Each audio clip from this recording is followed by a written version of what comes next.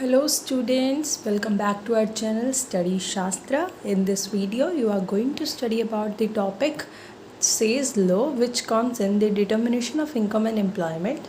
This law is given by J.B. Say's, who is an economist, and let's further study this law. Students, economist J.B. Say's was a French economist, and according to his law, that is according to Say's law of market, supply creates its own demand, which means production of goods and services creates equal demand for goods and services.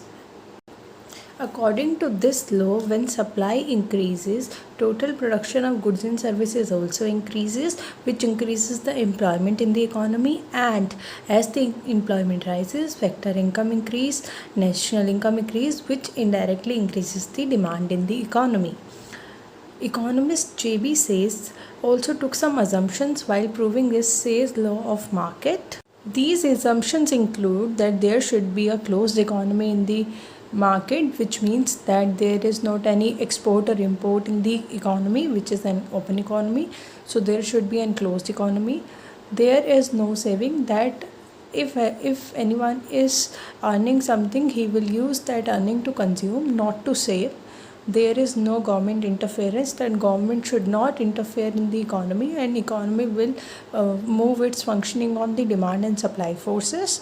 Economic activity is done between the firms and household, that there should be not any intervention of government. So if a firm produces goods and services, then households will take it into account. Fifth, this law is applicable in long run, that this law is applicable in long run situations. Say's laws is also criticized by John Maynard Keynes.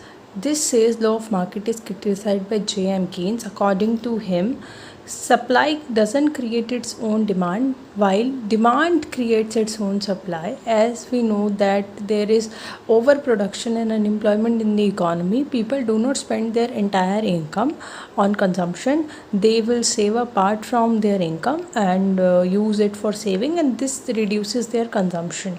So this is all about Say's law. I hope you learned this topic very briefly. Thank you for watching.